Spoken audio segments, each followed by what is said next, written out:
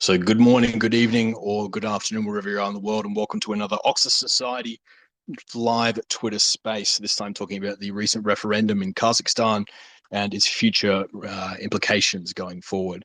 So joining us today is Colleen Wood from Columbia University, who's studying a PhD in Central Asia Studies and is an absolutely fantastic writer and contributor. And we're also joined by Aigerim Toleukhanova, who'll be joining us in a few minutes' time. She's just running behind. She's in high demand and on a number of panels today. So, Colleen, I'm going to start this interview with you as a bit of a question. Can you take us through a bit of a summary on this referendum and how impactful was it? Is this the new Kazakhstan 2.0, or frankly, just a bit of optic change going forward? Yeah, great question. So the short answer is no, although the government is really pushing this narrative of new Kazakhstan, Жаңа Kazakhstan, and literally calling it Kazakhstan 2.0. So the framing is that there's been this mass overhaul of the constitution, that there was mass support for the referendum and for these changes reflected in really, really high voter turnout and high support. But ultimately, when you take a really close look at the reforms that now have been adopted, they don't actually really represent true steps forward. It really was more undoing previous amendments to the constitution that had consolidated power under Nazarbayev. And in terms of whether this represents some broad approval in society, I think that really remains an unanswered question in terms of what voter turnout actually was, what the results actually were. I think it's pretty certain that the regime knows the real numbers. It's useful for them. Elections in authoritarian regimes worldwide are information mechanisms, a way for leaders to understand public support, public sentiment. But then it's, of course, important to present a very idealized, rosy picture to the broader population, both domestically and internationally. So I think Tokayev's really pushing both for this to be an atonement for horrendous violence in early January, but also I think it's an attempt to signal internationally that there are reforms, the country's moving forward, and continuing to democratize in theory. But I guess we can get into the nitty-gritty level of amendments later through the questions, but they're a little lackluster in what they actually bring about.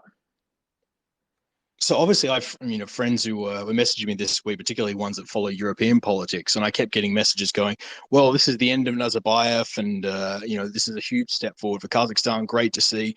Why would a lot of people who maybe not following Central Asia as closely as you are be getting that opinion of these referendum?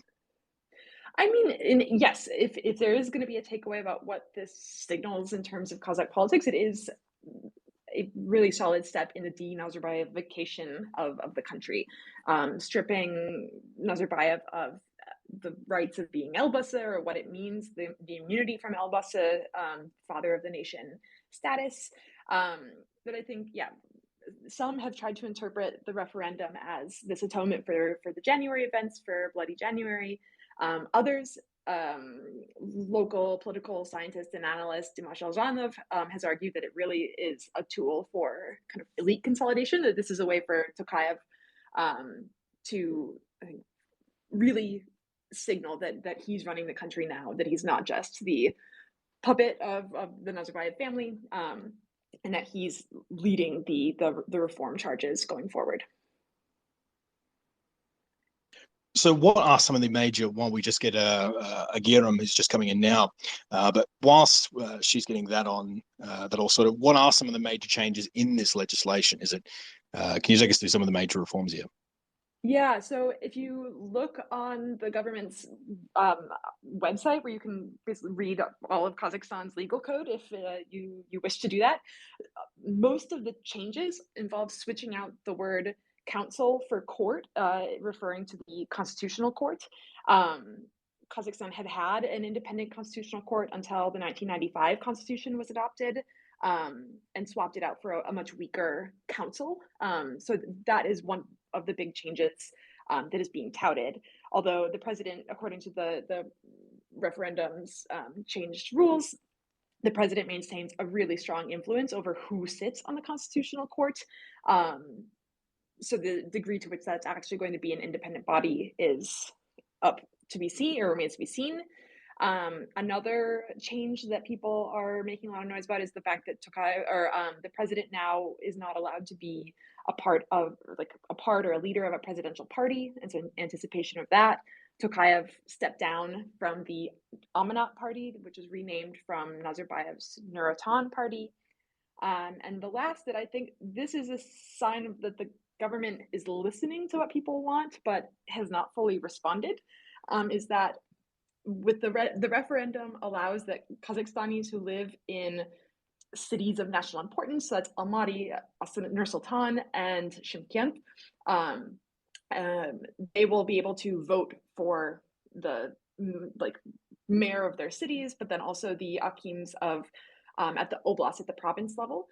Um, but there's a huge but there. The candidates are going to be selected by the president, is how that's been worded in the Constitution. So people have been demanding what I think is a pretty low ask, especially given the Tokayev's huge push for local governance, would be the ability to actually have elections for akims of these cities. So that last one is, I think, ultimately a cosmetic change. So those are, I think, the three big buckets of reforms that are now have been voted on. So Aigerim Toleukhanova has just joined us, and very happy to have you with us today. So I'm going to ask the same question I opened with Colleen with: is how much will this actually change Kazakhstan? Is this a major reform for the country, or is this just some work around the sides, a little bit of theatre for the general public? Hello, everyone. Thank you for having me, and sorry for being late. Well, I would say that it's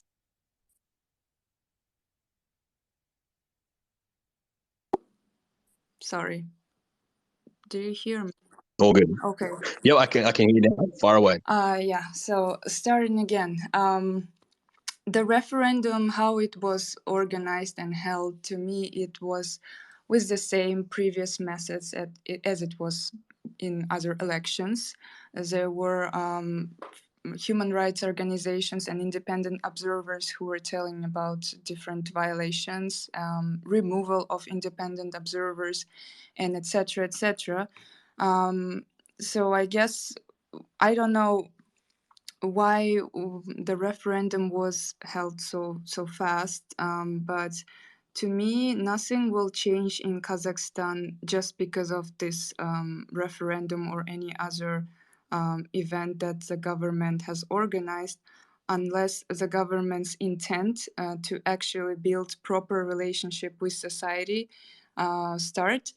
And I was on a talk with Mr. Vasilenko and other speakers before, and he said that there is a real desire from the government to bring these positive changes, to listen to people. So I guess we will see with time whether it's real or not, because right now I do not see that there are any significant changes happening for the people themselves. It may look like there is something going on, and for sure there is something going on after January events, because a lot has changed in the past 5 months for the society and for the structure of the government's response to, I would say, people's demands. But still, it's hard to make those changes overnight, of course, and I think right now government is still trying to figure out how best to respond in a way that will basically not put them in danger. And given the geopolitical situation as well, it adds another difficulty. So yeah, I think there are a lot of problems to discuss, and referendum is maybe just a tiny step into something that we're not yet sure what's going on and what will happen in Kazakhstan. So, Colleen, one of the major questions a lot of people are asking is why is this happening now? Why wouldn't this constitutional reform happen back in, March or February, right after the protests? Do you think it's a signal of trying to make real changes, and this is just how long it's taken, or frankly, is this Kazakhstan trying to show to the West that maybe they are reforming themselves in fear that maybe Russia and China aren't as willing to invest in the country as they may have hoped? Yeah, I mean, the questioning the specifics of the timing is super hard. We aren't in the mind of Tokayev or any of the other elites. I honestly was kind of struck by it. This seemed like a really fast turnaround. He only announced at the end of April that there would be a referendum, and then to turn around and actually vote on it less than a month and a half later is really quick. But that's how elections often go in Kazakhstan, is these kind of snap announcements that an election will be organized, and that people should be participating. And in terms of, yeah, the timing of this after the January events, I think that this is an attempt, like, no discussion of the January events has really happened from Tokayev at the national level. I think people are making the association that this is an atonement for that. But, the thousands of people who were victims of torture, the families of those who were killed, including a young girl that there was some graffiti demanding more information about who killed this child, like innocent child, during the events.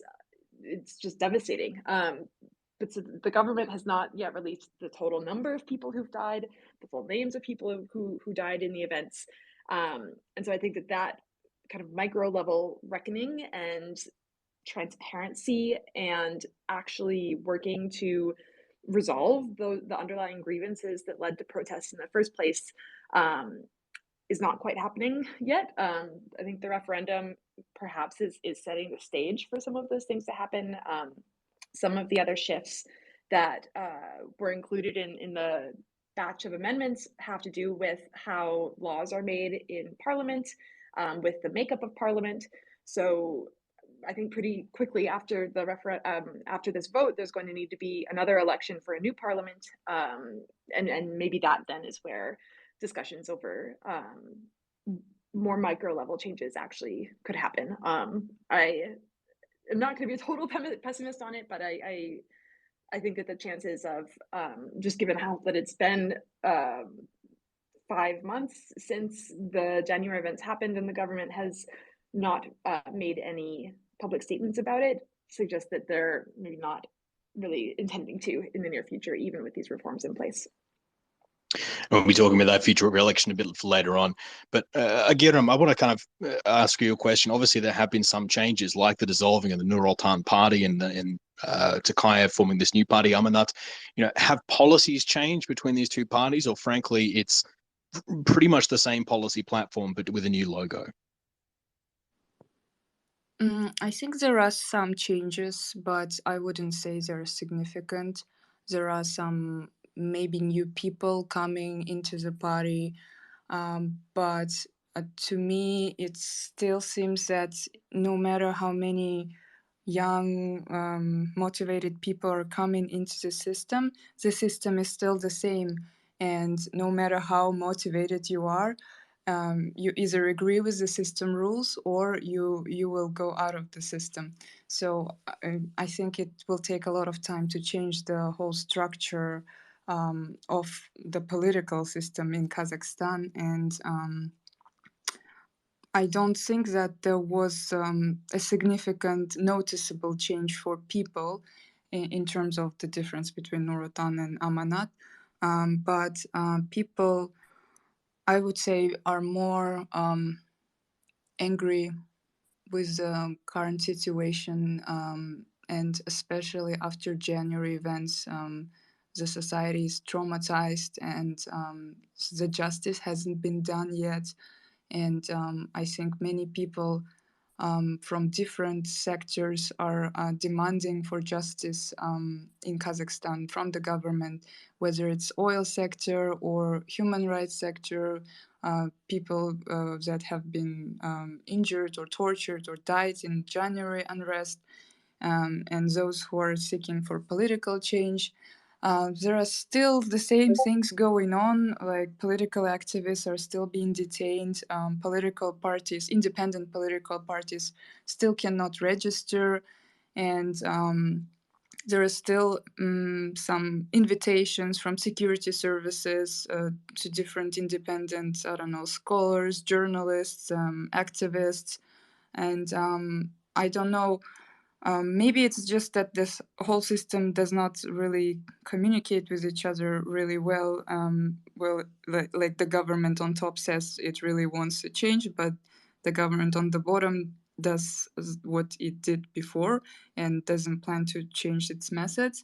But I think that it's just a lot of things that accumulated in the past decades, and it will take a lot of time and really a strong, genuine desire from the side of the government to bring changes, because people they have been demanding these changes very actively in the last few years, and they're going to continue doing that.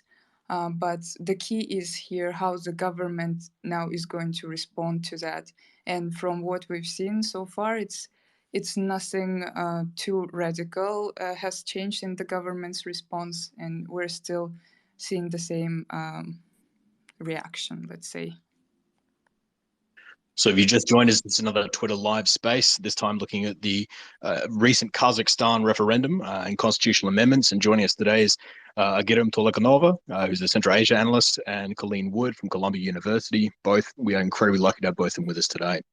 So Colleen, I'm going to throw this question to you. One of the major powers that Nazarbayev had was to appoint people into the National Security Council and into the Foreign Intelligence Services, who were major tools of the administration there.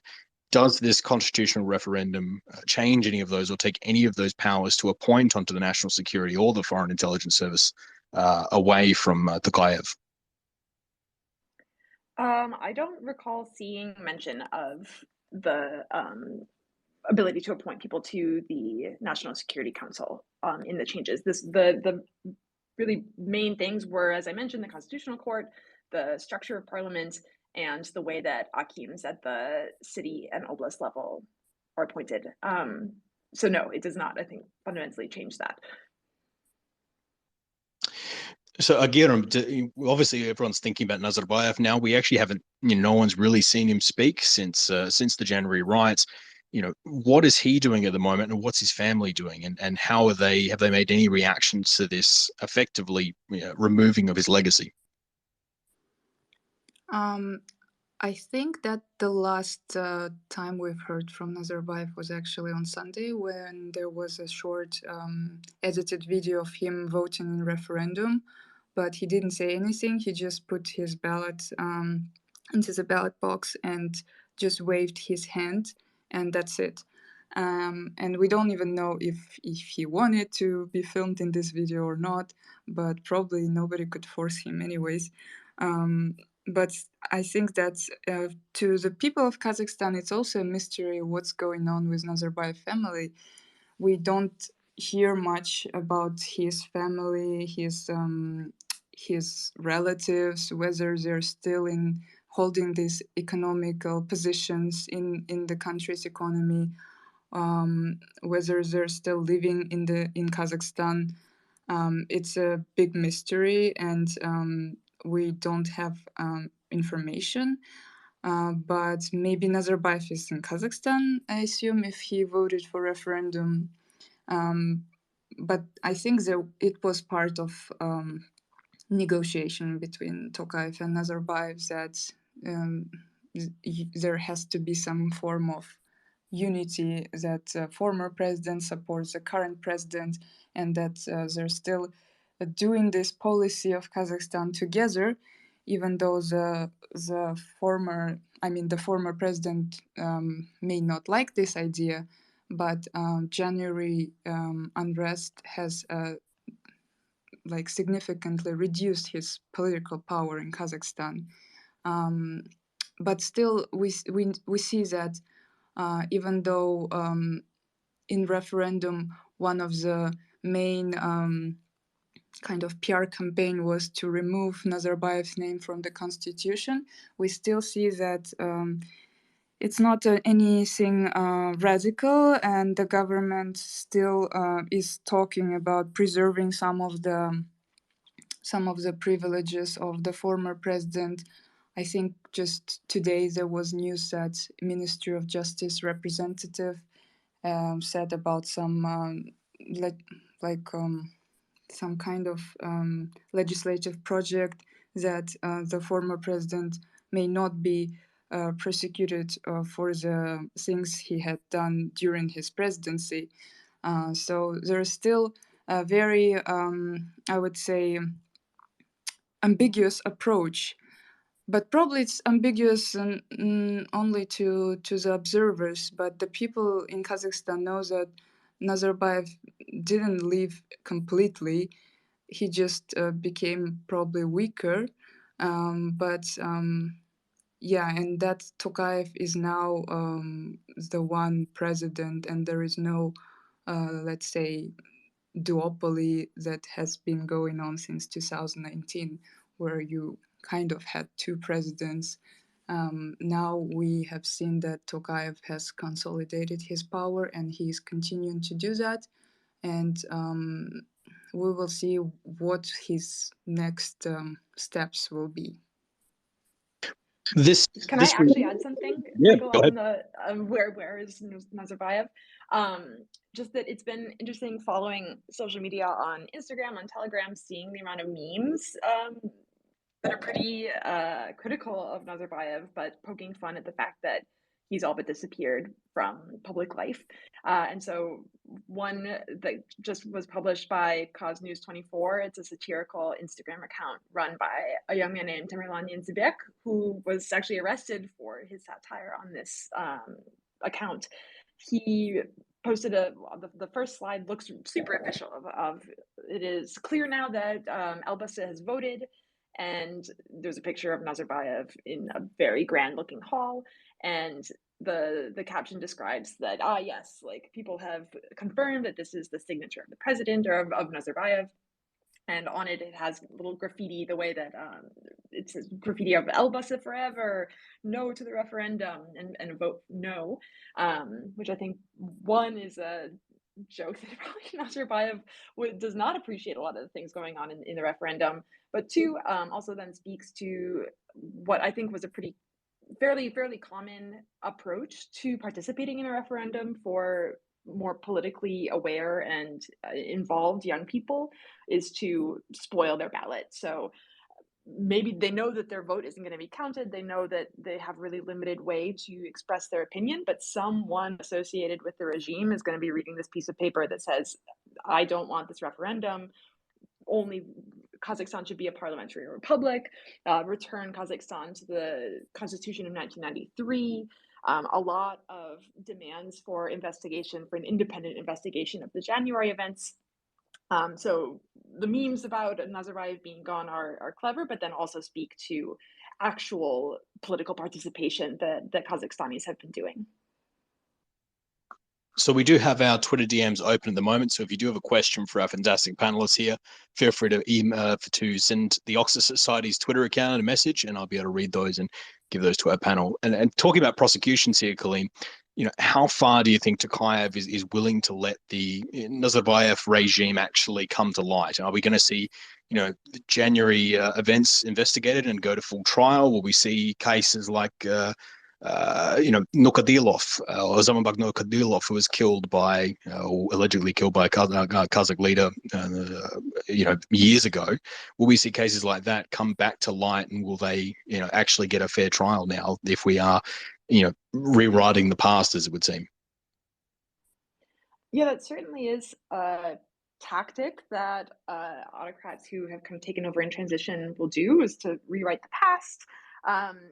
But as Aigerim was saying, like Nazarbayev isn't fully gone. Like he's been kind of written out of the constitution insofar as it needs to be clear that there's one single president and person kind of leading the country. But it doesn't seem yet that there's a huge desire to act on animosity to really tarnish Nazarbayev's name. I think the fact that, there hasn't been a push to rename the capital back to Astana, there hasn't been a major push beyond announcing that there will be investigations of Nazarbayev family wealth. These things suggest that Tokayev is not jumping at the bit to throw Nazarbayev under the bus. So Aigerim, we are looking, a lot of people are saying that there may be a election coming up in probably late summer now. Does that give effectively the Kazakh authorities enough time to register opposition parties, or do you think there will be opposition parties able to, coalesce their voting bases around to form a serious oppositional challenge to Tokayev going forward in the next election? I don't think the government will allow genuine opposition parties to be registered, because right now we're seeing that one of the leaders of independent movement, let's say Janbolat Mamai, is in jail actually, and he's arrested, and his arrest has been prolonged for another few months. I think it's some form of kind of preparation in advance so that such leaders will not be there to register their parties. And one of the reasons is that I think the government knows that if there will be freedom actually to have different independent parties to be registered, as they say constantly, they don't want to have revolution, they want to have evolution. So probably they're fearing this form of revolution if there will be many independent parties that will actually demand real changes, that want the changes not slowly but kind of in a speedy way, because what has been going on for the past 3 years since Tokayev has been actually elected, let's say, in these elections, there hasn't been a lot of changes in terms of democratization of Kazakhstan. And I don't think that there will be any change in the government's response, at least in the next year or two. So, Colleen, we have seen some protests since January on a much smaller scale than what we did see in January, particularly in Almaty, even going against the mayor there. Do you think, how stable is the Tokayev government at the moment, and will this referendum further stabilize him, or, this may be showing weakness on Tokayev's part? I don't think that the constitutional referendum signals weakness. I think, the fact that he pushed a referendum altogether, like he's a calculating person, I don't think would have opened up a door to more risk in terms of the stability and to what degree he's secure, that the regime is secure. Like in the interim, I don't know that there's going to be it's impossible to predict when and where protests happen, the scale of them. I don't think anyone saw the degree, the scale or the then degree of violence in the protests in January. But we're seeing still the civil society that exists in Kazakhstan is continuing to push. I think that their main thing now is it's a long-term goal to be kind of reforming from within, educating young people, teaching young people about the rights that do exist and are enshrined in the law and constitution, and setting out paths of how to make claims on those rights. So in terms of the longevity of the Tokayev regime and the kind of structure of authoritarianism in Kazakhstan, the constitutional referendum, I don't think really shakes that up, but in terms of what the effect then on civil society and also on activist groups, I think if anything, the activist groups who were boycotting the election, who were calling for people to spoil their ballots, I think that there are other ideas about how to push for reform, and that really is this bottom-up grassroots community building, and signal, like getting out the message that other people see problems in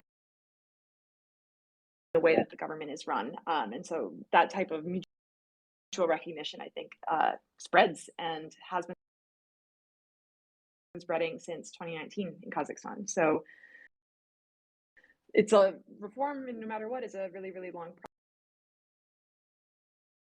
process. But here, I don't see the constitutional referendum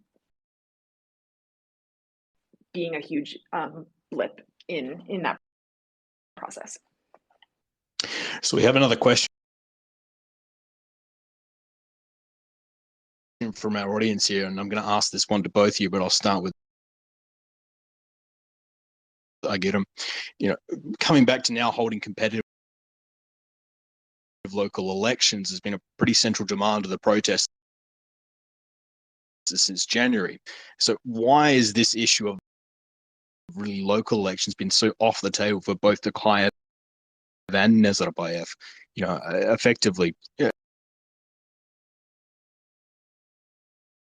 if we can't register independent political parties, and the Kazakh government has so many tools at its disposal to put pressure on, why is this direct appointment of Aigerim by the president so important to the leaders at any given time?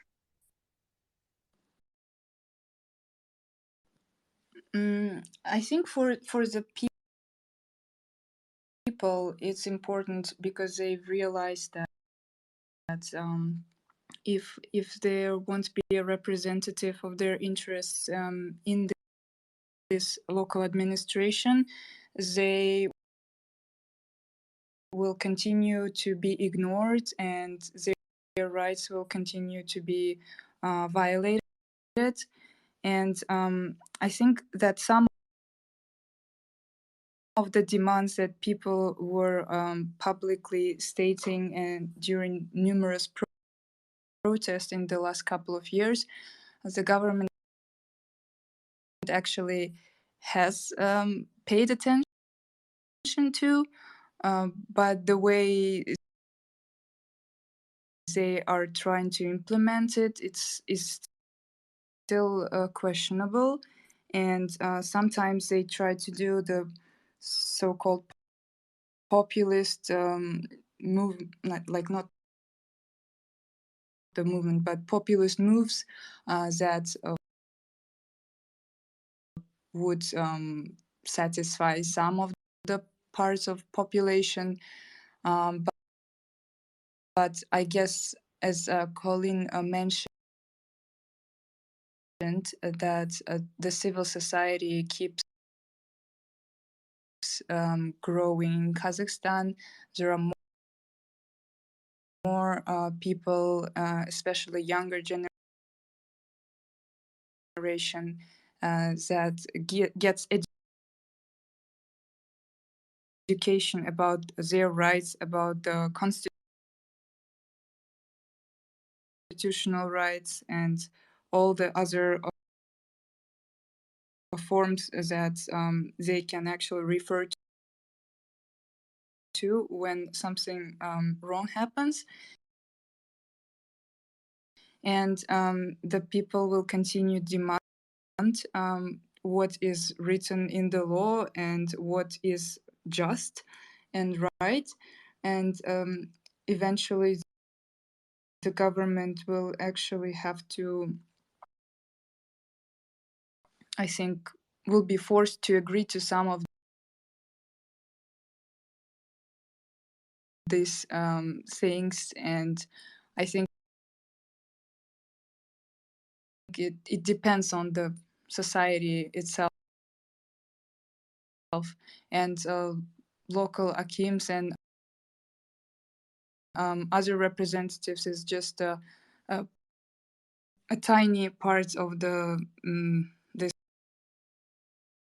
whole ladder of the political system in Kazakhstan that will start changing if people continue demanding these things. So, Colleen, I'm going to ask you the same question, but as a bit adding a bit of a caveat here. You know, we did a space last week talking about press freedom in Central Asia, and one of the interesting points that came up from one of our panelists is that whilst there seems to be some sort of relaxing of press freedoms amongst the national papers, the very localized papers, particularly in Northern and in the north, seem to be under even more scrutinization and pressure from the central government. Does Tokayev worry that there is about devolving much power to very localized areas and wants to keep power very centralized in Astana, or in Nur Sultan, sorry? Yeah, again, in terms of like what he truly wants versus what he's signaling through policy, it's hard to, I think, intuit what his grand plan is. But one of the big talking points of reform since he took office has been this push for involvement in local government. So it's creating public councils that every village or every city should have alongside its local executive branch. And in interviews for my dissertation with some prominent civil society actors, I was struck by their kind of strategic approach to these public councils. They know that they recognize that the civil society representatives on those public councils are mostly affiliated with gongos or these government run NGOs, that they are mostly just meant to be mouthpieces of the state. But there's been a strategic push for progressive-minded, reform-minded activists to get involved with the public councils. So I think there are tiny slivers of opportunity for people to get involved in local government. But yeah, you're right that there are certain regions of the country that are trigger points. I mean, that's largely why the January events escalated to the way that they did, is that it was 2 weeks after the 10-year anniversary of the massacre in Zhanaozen. And the fact that the protests began in Western Kazakhstan in an oil town with grievances about fuel and workers' rights, and that people across the country showed solidarity with those who were marching in Western Kazakhstan, is a concern for the government. There's never been an independent investigation that has been acknowledged by the government about Zhanaozen from more than 10 years ago. And so I think that the restriction of hyper-local press is an attempt to kind of keep those hot zones under control. But another thing that had come up in interviews for my dissertation on civil society in Kazakhstan is this awareness that as of right now, the internet and digital media is fairly open, in the sense that, yes, Kazakhstani authorities are quick to shut down the internet. We saw that in January. We see it all the time when exiled opposition member Abryazov goes on Facebook Live or YouTube to promote his ideas. But multiple people describe that having a media organization is less work to register than having an NGO. And as more and more Kazakhstanis are online, whether that's through a cell phone with super cheap data plan, whether that's on a computer, there are alternate ways beyond just your local city's newspaper to get information about what's happening. So the media space, yes, it's super confusing, and the government certainly is trying to restrict and whittle away the kind of independence of social media platforms and of the internet. But as of right now, I think it's still a pretty powerful tool for information sharing, for community building. So Aigerim, when Tokayev came to power, he was handpicked by Nazarbayev, and he has had that reputation amongst the international community as being very close to Nazarbayev. Do you think this referendum will finally shake that association with Nazarbayev, and people will view Tokayev as his own man going forward?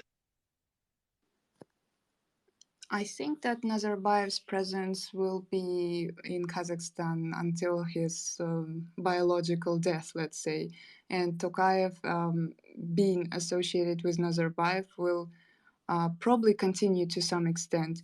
But this referendum, I guess it's some kind of legal way of disassociate himself from Nazarbayev. And but still, as I said before, like in society, in the political establishment, there is still ambiguous attitude towards the legacy of Nazarbayev. Nobody has yet like publicly criticized his policies, and nobody said, "I don't want to be associated with Nazarbayev." And I think Nazarbayev himself, he still wants to stay in history of Kazakhstan as a person who kind of cared about the future of the country, and maybe that's why there was some negotiation, and he's still very rarely seen in the public and doing those things that are good for Tokayev.